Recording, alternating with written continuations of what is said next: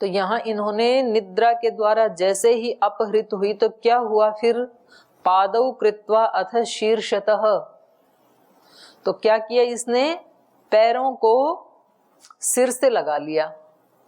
पैर कहाँ और सिर कहाँ, तो उल्टा हो गया ना, पैर नीचे सिर ऊपर, तो उल्टा हो गया। तो शीर्षासन जैसे कहते हैं भाई, इस व्यक्ति का तो जीवन का शीर्षासन हो गया। चला कहाँ से था, आया किस उद्देश्य से था, और यहाँ देख क्या रहा है और कर क्या रहा है। साधक व्यक्ति को ज्यादा इधर उधर देखने की आवश्यकता नहीं होती है। तेरे भले जो करे, भला बुरा संसार, नारायण तू बैठकर अपना भवन बुहार। तो अपनी सफाई करना भाई, सबकी अपनी अपनी यात्रा, सब अपने ढंग से जिएंगे और उनको जीने का हक भी है। तू भी किसी के अकॉर्डिंग नहीं जीता है, तेरे अकॉर्डिंग सब जिएंगे, ये तो सोचना ही अपने आप में ही नादानी है। तो दूसरों को सुधारने की कोशिश ना कर, अपने दोष क्या हैं उनको हटा के और अपने अंदर क्या उपलब्धि, क्या दिव्यता मुझे लानी है, किस लिए आया हूं, उसके ऊपर ज्यादा फोकस होना चाहिए व्यक्ति का। तो तब वो तो प्राप्त कर ही लेता है। और जो छिद्रान्वेषण करता है कि यहाँ तो सब ऐसा है वैसा है, तो ये घर परिवारों में भी होता है ऐसी, एक दूसरे को ब्लेम करना, एक दूसरे के सिर पे ठीकरा फोड़ना, अपने दुख का, अपनी परेशानी का, अपनी असफलता का, कि इस घर में तो कोई मेरा गौरव ही नहीं है, नहीं तो मैं भी अब तक तो ना पता नहीं कितनी ज्यादा पढ़ लिख लेती। ऐसे महिलाएं बोलती हैं जो थोड़ी पढ़ के आती हैं घर में, बहनें बोले मैं एमए करके आई थी और यहाँ आकर इन्होंने कोई गौरव ही नहीं दिया, नहीं तो आज तक मैं भी आईएएस बन जाती। तो देखो मेरी सहेली नौकरी भी लग गई और मैं यहाँ रोटी बना रही हूँ जब से आई हूँ। तो इसमें घर वालों का दोष नहीं है, आपने ऐसा उद्देश्य बनाया ही नहीं, जिसने बनाया था उसको मिल गया, आपने जो बनाया था आपको मिल गया। तो आपकी क्या यात्रा है, आपकी क्या सामर्थ्य है, आपकी क्या मंजिल है, सबकी अलग अलग है ना। अब हो सकता है एक व्यक्ति को तो लड़ाई झगड़े करवाने में आनंद आ रहा है, तो आप कितना भी जोर लगा लो वो तो सारी जिंदगी वो ही करवाएगा, उसको बदलना नहीं, क्योंकि उसका उद्देश्य वही, उसको तो आनंद आ रहा है। आपको यदि आनंद नहीं आ रहा है तो आपको जिसमें आनंद आता है वैसा आप जीना शुरू कर दो। तो आप जैसी रुचि जिनकी होगी वो आपको फॉलो कर लेंगे, ना भी होगी तो आप तो करो अपना, आप तो आनंद में रहो ना, आपका तो अपना मन चाहा हो ही रहा है, जो आप चाहते हो वही हो ही रहा है। तो इसकी कोई चिंता नहीं करनी, मेरे कक्ष में कितने लोग रहते हैं, कौन कितने आ गए, कितने चले गए, कौन क्या कर रहा है, कौन ध्यान से सुन रहा है, कौन ना सुन रहा है। अपना काम परफेक्ट करते रहो, उसके बाद ये संसार तो ऐसे ही चलेगा।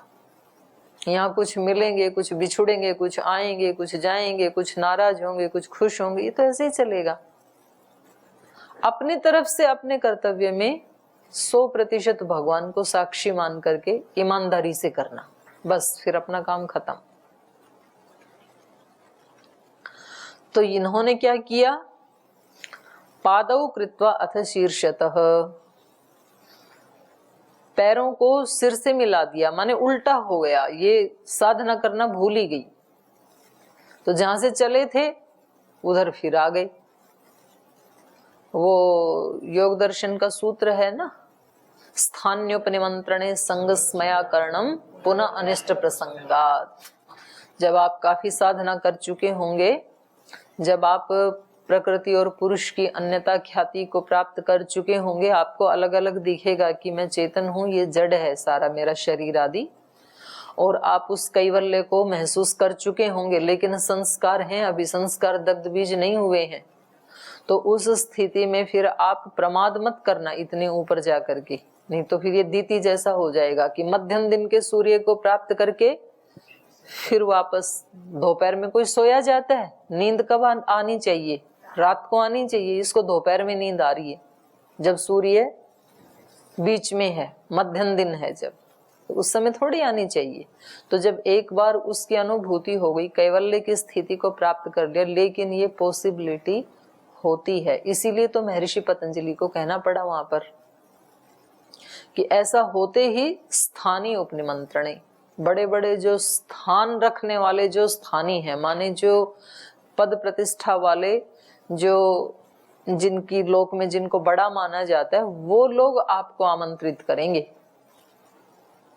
तो उस समय आप सावधान रहना, नहीं तो पुनः अनिष्ट प्रसंगात, फिर अनिष्ट हो सकता है। जहां से चले थे वहीं दोबारा जा सकते हैं आप, तो उसको संभाल के रखना। और तप में यही आता है, तप का मतलब दुख सहन करना ही नहीं होता, सुख सहन करना भी तप में ही आता है। व्यक्ति को सुख भी सहन नहीं होता, अनुकूलता भी सहन नहीं होती है। प्रतिकूलता से भी ज्यादा कठिन है अनुकूलता को सहन करना। जब किसी व्यक्ति को कोई पद मिल जाता है, कोई स्थान मिल जाता है, तो फिर वो ये भूल ही जाता है कि ये तो मिला है और ये छिनेगा भी, ये शाश्वत नहीं है। पहले पद था नहीं, आज है, तो निश्चित रूप से जो मिला है वो तो जाने वाला है। संयोगः वियोगान्ता, जिस चीज का संयोग हुआ है उसका अंत वियोग में होने ही वाला है। तो वो व्यक्ति फिर उसको सह नहीं पाता है, वो उसको शाश्वत मान लेता है, और शाश्वत मान के वो उसको लगता है कि तेरा तो ऐसे ही चलेगा राज, तो फिर वो मनमानी करने लगता है। तो फिर प्रकृति वो चीजें उससे छीन लेती है। तो फिर वो कहता है कि ये तो क्या हो गया, देखो राजा से रंक बन गई। इत्युक्त्वा दितिः तत्र प्राप्ते मध्यं दिनेश्वरे निद्रया अपहृता देवी पादौ कृत्वाथ शीर्षत दृष्ट्वा ताम अशुचिम शक्र। शक्र तो इसी इंतजार में ही था, क्योंकि उसको तो इसकी तपस्या खंडित करनी थी, इसीलिए लगा हुआ था। वो तो चाहता ही यही था कि इसका तप पूरा ना हो। तो हमारे साथ साथ ही दोनों शक्तियां होती हैं। जब हम तपस्या करते हैं, साधना करते हैं, तो कुछ सूक्ष्म शक्तियां ऐसी होती हैं जो हमारी सहायता करती हैं। उन्हीं की सहायता से तो हम कर पाते हैं, नहीं तो हम कहाँ कर पाते। और कुछ सूक्ष्म शक्तियां ऐसी होती हैं जो बिल्कुल इंतजार करती हैं, ऐसे अलर्ट खड़ी होती हैं कि जैसे ही इसने थोड़ी सी चूक की, थोड़ा सा मेरे को कहीं छिद्र मिला और मैं उसमें घुसी, छिद्र मिलते ही कोई नेगेटिव शक्ति घुस जाएगी, थोड़ा सा छिद्र मिलते ही। और हम कोई ना कोई छिद्र दे ही देते हैं। कभी हम किसी चीज से झल्ला के हमें गुस्सा आ जाता है, तो बस वो नेगेटिव शक्ति घुस गई, और फिर वो जो गुस्सा है वो आधे घंटे में तो 2 महीने की साधना को चौपट कर जाएगा। कभी हमारे अंदर आलस से प्रमाद आ जाता है कि चलो बस आज आधा घंटा सो लेता हूं, और फिर वो ऐसे सोए कि वो कई दिन का वो खंडित हो गया क्रम हमारा।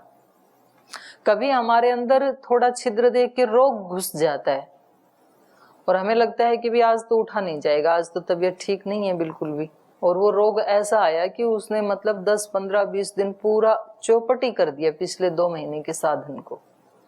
तो किसी भी छिद्र से ये घुसने के लिए तैयार ही रहते हैं। तो इसको नींद आई और उधर से शक्र तैयार बैठा था, तो उन्होंने इसी को छिद्र कहा है। छिद्र का मतलब कोई भी हमारा दोष,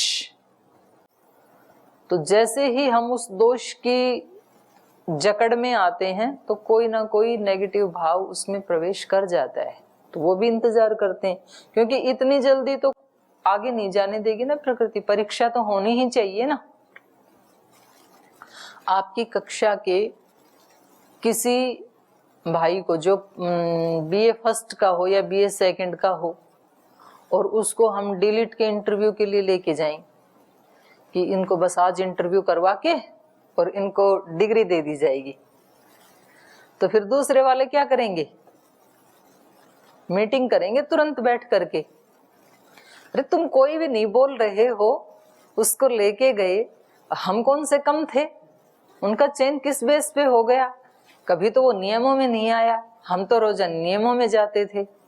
तो उसकी इतनी डिबेट होकर के, और कोशिश ये होगी कि वहां जाके बताया जाए कि आप जो कर रहे हैं इसके ऊपर पुनः विचार किया जाए। ऐसे होता है कि नहीं होता है? होता है ऐसे।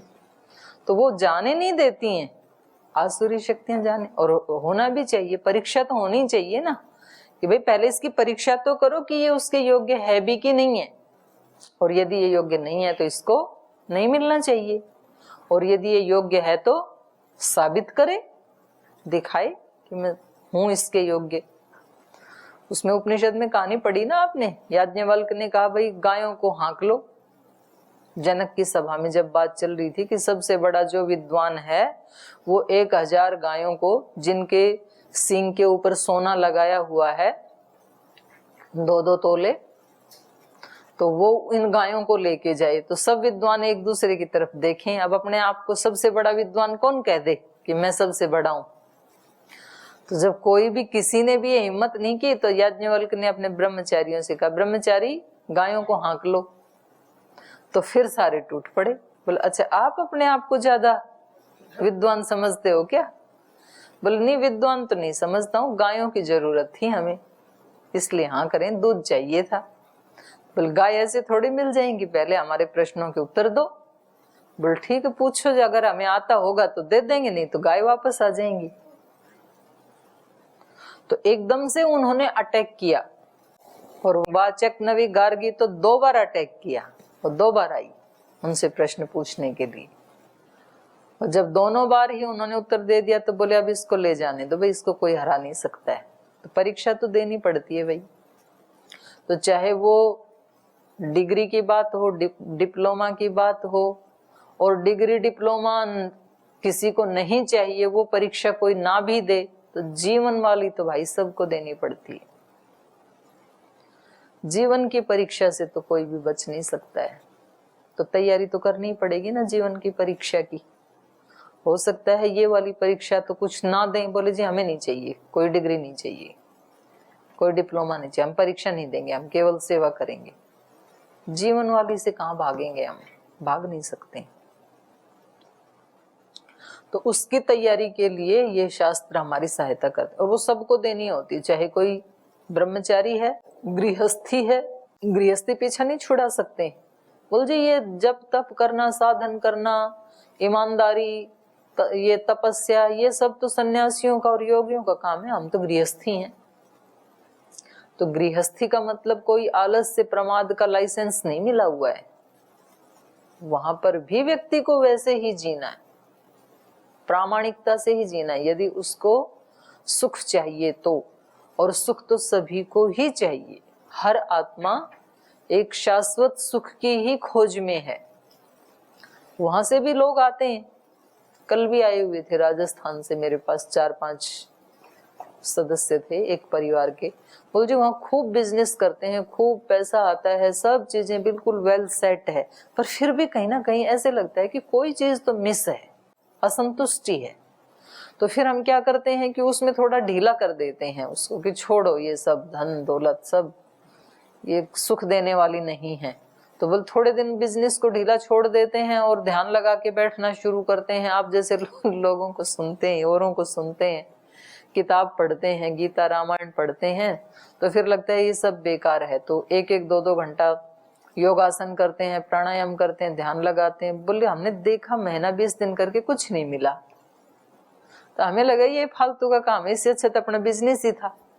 तो बोले फिर उधर जाते हैं, फिर उसमें जाके देखते हैं तो 1 महीने में तो चौपट हो गया, फिर उसमें जोर लगाते हैं, उसको वहां लाते हैं, फिर थक जाते हैं, लगता है कि इसमें कुछ नहीं है, उधर ही थोड़ा ध्यान देना चाहिए। बोले ऐसे चलता रहता है रस्सा कस्सी। तो ये सब जगह ही चलेगा, ये परीक्षा पास करनी ही होती है सबको, चाहे कोई गृहस्थी है, चाहे ब्रह्मचारी है, या सन्यासी है, या वानप्रस्थी है। उसके बिना विश्राम मिलेगा नहीं। अध्यात्म में विश्राम है मल ताप त्रय को। जब मल ताप त्रय धुलेगा तब ही विश्राम मिलेगा, उससे पहले विश्राम मिलेगा नहीं कहीं भी। वो खुद को ही धोना पड़ेगा, पर उसमें धोने में लगते तो हैं, लेकिन बीच में फिर नींद आ जाती है, फिर प्रमाद कर देते हैं हम। कोई ना कोई छिद्र से कोई ना कोई शत्रु प्रवेश कर जाता है। मैं तो यहाँ देखती हूँ, जैसे मैं कभी बाहर चली गई या कुछ और कोई काम हो गया, जैसे कभी 2-3 दिन लगातार क्लास नहीं ली ना, तो 3 दिन के बाद यहाँ पर 4-5 ब्रह्मचारी ऐसे तैयार होते हैं जो घर छुट्टी जाने के लिए, मांगने के लिए तैयार होते हैं। 3-4 दिन क्लास ना ले तभी, और रोज जब क्लास चलती रहती है ना, तब एक भी नहीं आता छुट्टी मांगने के लिए, क्योंकि वो रोजाना दिमाग की ट्यूनिंग होती रहती है। नई नई चीज मिलती रहती हैं, तो एक जैसे शरीर को खुराक मिलती है, ऐसे मन बुद्धि को भी हमारे इनसे शास्त्रों से खुराक मिलती है। और जैसे रोटी ना मिले तो जैसे शरीर बिल्कुल निढाल हो जाता है, तो ऐसे ऋषियों के वचन जब हम नहीं सुनते हैं तो दिमाग निढाल हो जाता है और दूसरी दूसरी बातें आ जाती हैं दिमाग में, फिर कुछ का कुछ दिखने लगता है। तो ऐसे होता है फिर। तो वो तो बिल्कुल हमारे जो शत्रु हैं वो ताक लगा के बैठे हैं, थोड़ा सा चांस मिलते ही वो अंदर प्रवेश करते हैं। तो यहां ऐसे ही हुआ, इंद्र ने देखा, दृष्टवा ताम अशुचिम शक्र, शक्र ने देखा अब ये अशुचिता को प्राप्त हो गई। प्रमाद आना अपने आप में क्या है? अशुचिता। जो शौच है ना, यम नियमों में सबसे पहला नियम शौच, वो बहुत बड़ी बात है। उसका मतलब केवल झाड़ू पोछा या कपड़े धोना इतना ही नहीं है शौच का मतलब, या स्नान करना। अंदर की भी शुचिता, नहीं तो अंदर तुरंत अपवित्रता अशुचिता आ जाती है। कहीं भाव में आ जाएगी, कहीं विचार में आ जाएगी, कहीं आचरण में आ जाएगी, कहीं ना कहीं अशुचिता आ जाएगी। अशुचिता आते ही मारे जाएंगे हम, नुकसान हो जाएगा हमारा। तो इंद्र ने देखा कि ताम अशुचिम दृष्टवा, उसकी अशुचिता को देखा कि अब ये इसका शीर्षासन हो गया। इसको लगता है कि बस 10 ही तो वर्ष बचे हैं और ये हो गई है अब असजग, सजगता नहीं है। पहले खूब व्यक्ति सजग होता है, आसन प्राणायाम ध्यान ये सब करने में सजग होता है। जैसे जो रोगी आते हैं ना, जैसे योग ग्राम में रोगी आते हैं, तो शुरू में वो इतने सजग होते हैं कि 2-2 घंटा 3-3 घंटा 4-4 घंटा प्राणायाम भी करते हैं, अनुलोम विलोम करते हैं, दवाइयाँ खाते हैं, ट्रीटमेंट करते हैं, फिर यहाँ से ठीक होके घर चले गए। फिर वहाँ भी कुछ दिन वैसे ही फॉलो किया, फिर 1-2 महीने में लगता है अब हम बिल्कुल ठीक हो गए। फिर उतना ही मोटापा लेके वापस लौटते हैं और एक ना एक रोग एक्स्ट्रा लेके लौटते हैं। कोरोना की सेकंड वेव कैसे आई? जब पहली बार आया तो लोगों ने काढ़ा पिया, योगासन किया, लॉकडाउन भी कर दिया, प्राणायाम भी किया पूरी, और एकदम ऐसे अंदर रहे अपने घर के, सब कुछ सैनिटाइज, सब जगह सफाई, बाहर का नहीं खाना, तो खूब सारे अलर्ट रहे। तो फिर लगा कि भाई पूरे विश्व में से भारत में तो बहुत ही कम डेथ रेट निकला, तो ये लोग कैसे? और ऐसे करते करते करते करते 4-6 महीने के बाद बोले कोरोना तो गया। तो वही पार्टी, वही शादी, ना सैनिटाइजर ना मास्क, और बिल्कुल नजदीक नजदीक सारे काम, बाहर का खाना पीना, सब ऐसे रूटीन में आ गए। बोले अब तो कुछ नहीं है। तो फिर पहली वाली से भी ज्यादा स्ट्रोंग आ गई सेकंड वेव। तो ऐसे इनको क्या देखा? अशुचिता। इसकी अशुचिता को देख करके इंद्र ने क्या किया? पादयो कृत मूर्धजाम, ये एक चित्र बनाया है। जैसे कोई अपने पैरों पे ऐसे सिर रख लेना तो बाल जैसे आगे आ जाएंगे, तो बालों ने पैरों को छू लिया। तो ऐसे इस आसन में व्यक्ति कब बैठता है? प्रसन्न अवस्था में कि शोक अवस्था में? घुटनों में सिर लगा के। तो अशुचिता है ना ये अंतःकरण की। तो एक चित्रण बनाया है केवल, बाकी इसमें बात ये कही जा रही है कि जैसे ही अशुचिता आई तो इन्होंने क्या किया? शिरस्थाने कृतौ पादौ जहासे च मोमोद च। तो ये इंद्र ने देखा कि ये तो अशुचिता को प्राप्त होगी, बस अब इसकी तपस्या गई, अब मेरे को डरने की जरूरत नहीं है। क्योंकि अभी तक लगी हुई थी तो डर था कि अगर इसने उस शक्ति को प्राप्त कर लिया तो मेरा अभिभव हो जाएगा, और अब इसके अंदर अशुचिता आ गई तो अब मुझे कुछ करने की जरूरत नहीं है। तो लोग ऐसे ही तो करते हैं, जैसे किसी पड़ोसी के घर में उसके बच्चे आगे बढ़ रहे हों तो उनको अपने घर में बुला बुला करके शराब पिलाना सिखा देते हैं। सच्ची में ऐसे करते हैं कुछ लोग। और फिर थोड़े दिन में जब वो पीना सीख गए ना उसका लड़का, तो फिर निश्चिंत हो जाते हैं, बोले बस अब इसकी उन्नति नहीं होने वाली, अब इसके बच्चे का हमने कर दिया काम। तो यही तो चाहते थे वो, कि आगे ना बढ़ें। तो किसी को बीड़ी पीना सिखा देंगे, किसी को सिगरेट पीना सिखा देंगे, किसी को झगड़ा करना ही सिखा देंगे कि तुम तो बहुत भोले हो, तुम्हारे साथ जो हो रहा है यहाँ पर, तुम्हारे भाई को देखो, ये तुम्हारे माता पिता होकर के तुम्हारे साथ और तुम्हारे भाई के साथ कितना भेद रखते हैं व्यवहार में। बस लगा दिया, आग हो गया काम उसका। तो शिष्यों में भी कर देते हैं कि ये जो आपके गुरु हैं, आपके आचार्य हैं, ये देखो उसके प्रति इनका व्यवहार देखो और आपके प्रति देखो, तो बस वो हो जाता है फिर वो। तो ये इंतजार में ही रहती हैं दोष, ये बुराइयां, और व्यक्ति में कभी भी कहीं से भी थोड़ा भी घुस जाए तो फिर वो पर्याप्त चौपट कर देगा। वो किसी भी तरह से आ सकता है, अनंत अनंत उसके रास्ते हैं, उसके रूप हैं, विविध रूप धर आते। तो दैवी शक्तियां भी विविध रूप धर के आती हैं और आसुरी शक्तियां भी विविध रूप धर के ही आती हैं। तो ये हंसे और जहां से हंसे पहले तो कि देखो कर दिया मैंने काम इसका, और मोमोदय से खुश भी हुए। तो ऐसे ही करते हैं जिन लोगों को हमारी उन्नति नहीं सुहाती है और फिर वो हमारे को बाधा डालते हैं और हम बाधित हो जाते हैं। जो हमें सताना चाहते हैं और हम सताए जाते हैं, जो हमें रुलाना चाहते हैं और हम रो देते हैं, जो हमें दुखी करना चाहते हैं और हम दुखी हो जाते हैं। तो फिर वो व्यक्ति क्या करते हैं, हंसते भी हैं और खुश भी होते हैं।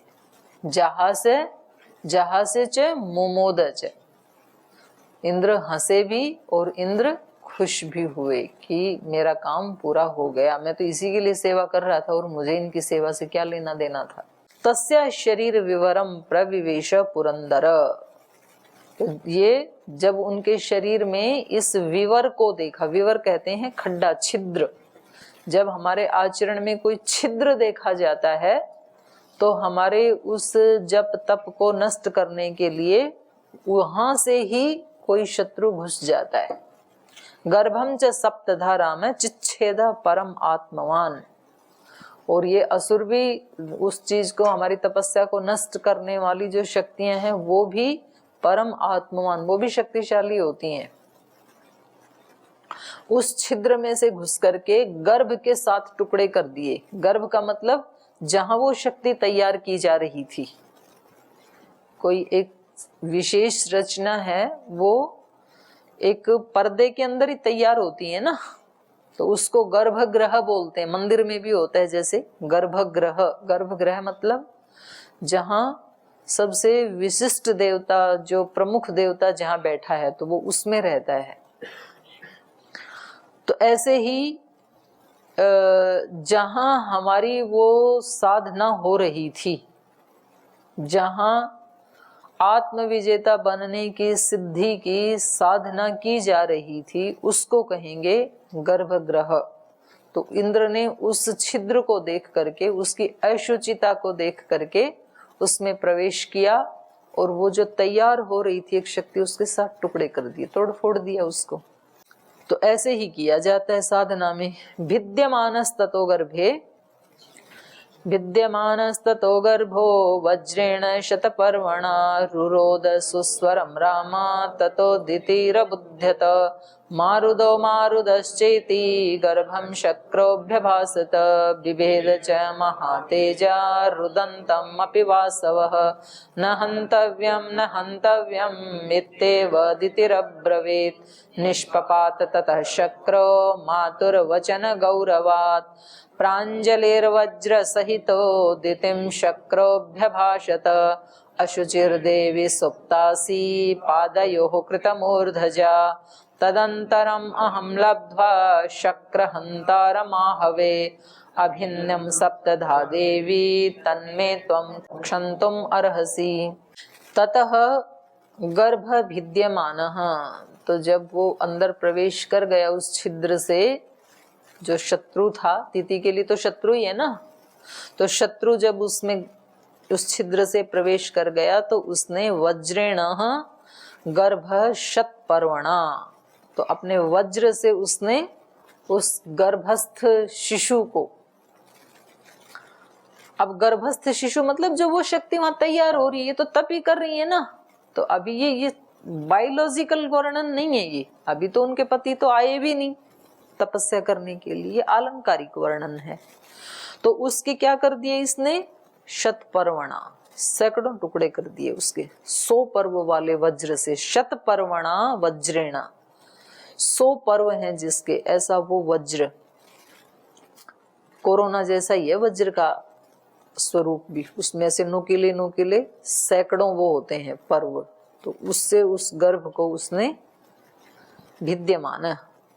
रुरोद सुस्वरम रामः ततो दिति, ततः दिति सुस्वरम रुरोद, जब उसने ये देखा, रे ये मैंने क्या कर दिया, ये तो इसने मेरे गर्भ को ही नष्ट कर दिया, तो फिर सुस्वरम रुरोद, फिर बड़े स्वर में रोने लगी।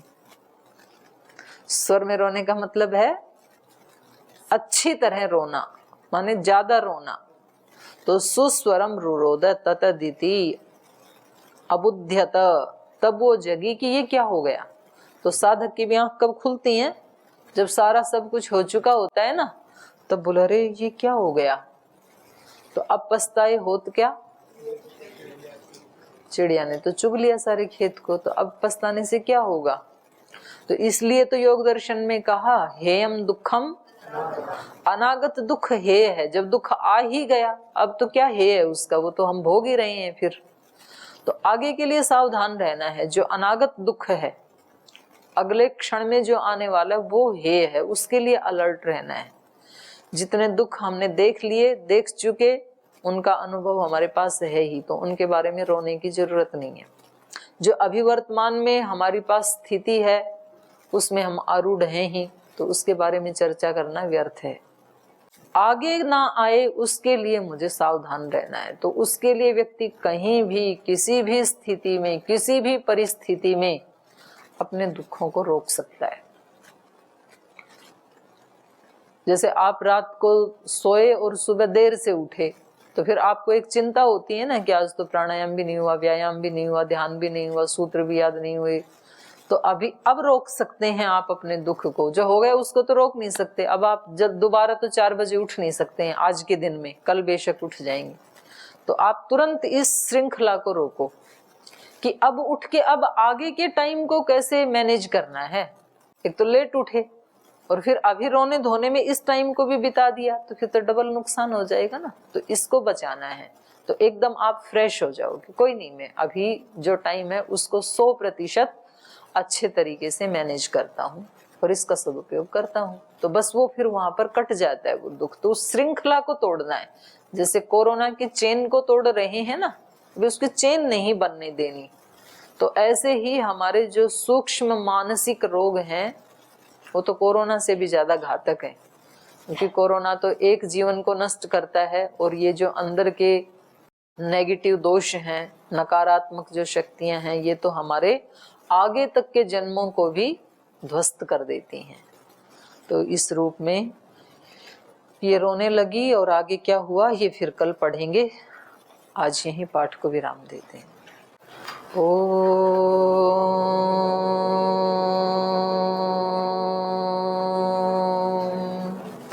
शांति शांति शांति।